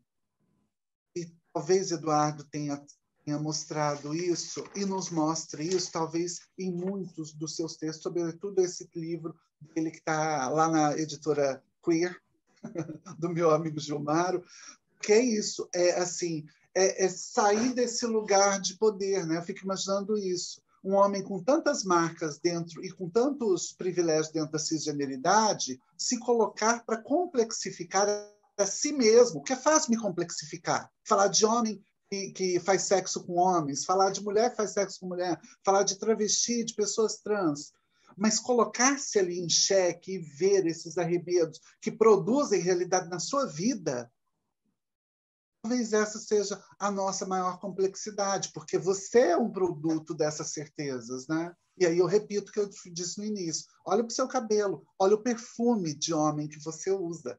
Ah, eu não, eu prefiro perfume de mulher. Né? Todas as minhas amigas dizem isso. Ah, eu adoro perfume masculino. Eu falo, você tem noção de que você está falando? Né? Porque parece que ela não está compartilhando a mesma realidade que eu. Rafael Leopoldo fala isso, né? Ele tem um texto que chama Somos Todos Trans. Eu falo, só que alguns têm o privilégio de passar despercebido, né, nesse mundo cis. Mas todos nós somos isso. A maior prova disso é que fomos todos criança em algum dia nessa vida, né? A gente transformou-se, a gente transmutou. Não sei. Eu fico brincando que não é minha área, né? Se fosse com professora de educação aqui, já tinha rolado um pontapé. Gente, olha, foi concedido mais 4 minutos, eu vou dar o quê? 1 minuto para cada um, 1 minuto e meio para cada um falar, para a gente poder encerrar. Eu peço desculpa, tem outras questões, mas a gente precisava encerrar às 20 horas, e eu vou dar, né, Eduardo, Mariana, e depois a Sara, para a gente fechar. E muito, né, de antemão já agradeço o debate, a gente iniciou a 20ª jornada com uma boa mesa, com muitas questões, levamos questões para pensar e para continuar essa discussão, essa conversa. Então, passo para o Eduardo, Mariana, e depois a Sara, a gente fecha com a Sara. Tá? Muito obrigado a todos que participaram, assistiram, deixaram aí no chat suas posições, suas questões, tá bom?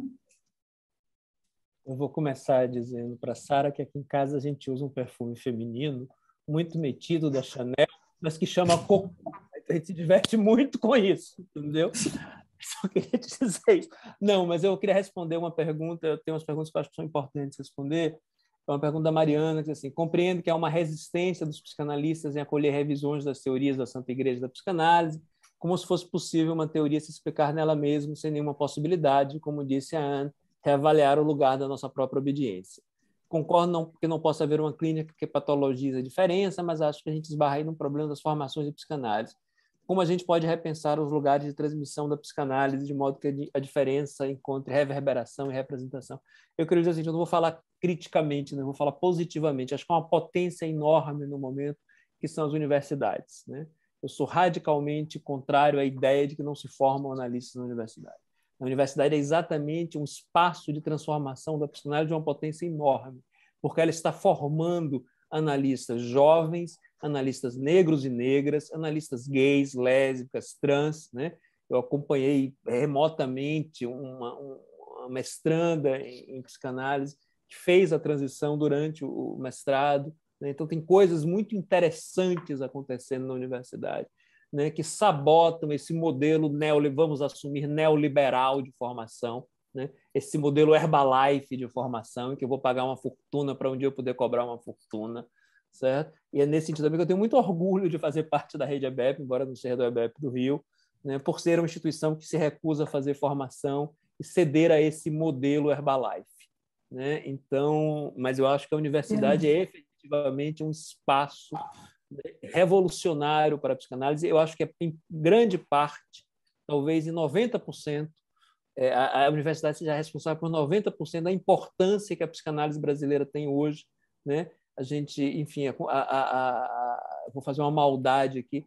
O debate com a Ana foi muito interessante, mas uma coisa que ficou clara ali é como a gente está, né, próximo das discussões, como a gente está à frente em muitas discussões, isso em relação ao que se passa nos Estados Unidos, na Inglaterra e na França, e eu acho que isso se deve, né, ao modo como a psicanálise no Brasil se articulou à política, né, foi talvez um dos poucos benefícios que a ditadura militar nos trouxe, né, ao modo como a psicanálise se fez presente na universidade, né, ao modo como a psicanálise se descolou do dispositivo médico-terapêutico, né?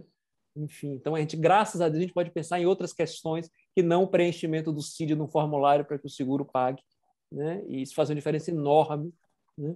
Então, eu só queria falar disso. E aí eu encerro a minha participação. Agradeço mais uma vez a Nelma, a Mariana e a Sara, e foi muito divertido. Obrigado. Vamos lá, Mariana. Um minuto, um pouquinho. Não, eu vou só falar rapidamente, só agradecer também, gostei muito, assim, adorei a mesa, né? Espero que a gente continue, né, conversando sobre isso. Eu vou ceder os meus segundos para a Sara, porque eu estou adorando ouvi-la, né? Espero ouvi-la mais vezes, assim, vou procurar também os textos que você mencionou. Então é isso, gente. Muito obrigada, até a próxima. Eu também vou agradecer imensamente vocês, dizer que eu acho que tem um enfrentamento grande aí, né, pela frente. Assim, nunca tinha dado aula, eu nunca tinha falado palavrão, sabe, na minha sala de aula. Última história para a gente ir embora. Nunca tinha falado palavrão na minha sala de aula. Eu sou uma pessoa séria. Não falo palavrão, não falo sacanagem. Mas em 2018 eu estava, como em todas as minhas aulas, muito séria há muitos anos, mas uma coisa divertida, sempre brincando, mas sem palavrão, não tem coisa de palavrão, né? Não gosto de palavrão.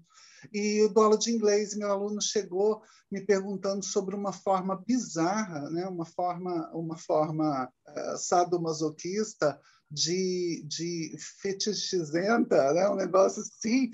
E eu não tinha nem preparo para ouvir isso da boca de uma criança, né, de 11 anos. O menino virou para mim e falou: tia, o que é Golden Shower? E aí eu entendi naquele dia que eu precisava falar de gênero e sexualidade nas minhas aulas, porque o presidente da República estava estimulando as crianças a perguntarem. Eu perguntei: onde você viu isso? Ele falou: no Twitter do presidente. E a partir disso eu comecei a falar palavrão e eu acho que foi libertador. É claro que estou fazendo uma paródia, mas em cima desse fato, porque é isso. Eu acho que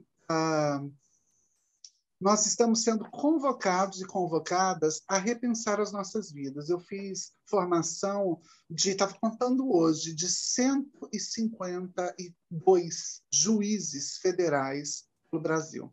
Olha que coisa bonita. Eu nunca pensei, uma pessoa que foi presa em 92 por usar um banheiro público, né? Um banheiro de um restaurante, eu saí do banheiro direto para ser presa.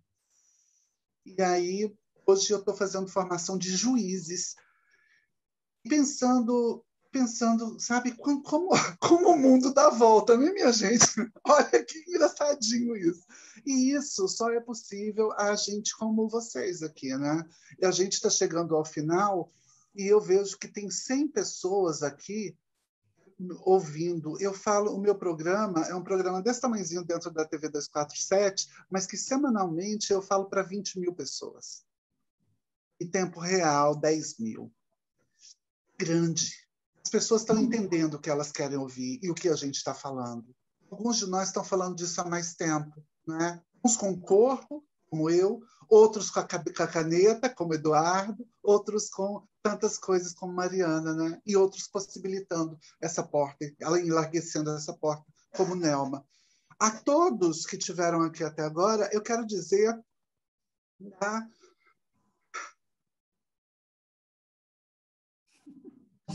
da minha gratidão em participar de um momento, sabe, que a gente poderia simplesmente, como as pessoas têm banalizado tanto a vida, né, fazer aquilo que todo mundo faz, que é transformar a luta, a dor de tanta gente em mais um momento, mas não é, né?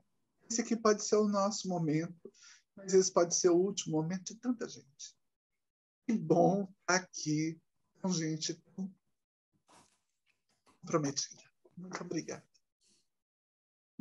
Obrigada, muito obrigada, muito grata a todos. Tá?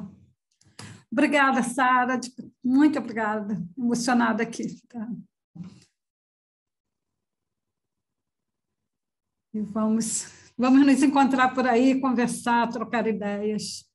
E todo mundo no Instagram, por favor, porque quando tem um psicanalista no meu Instagram curtindo minhas fotos, todo mundo vê que tem gente boa lá no meio. Tchau. Gratidão, obrigada. Obrigada.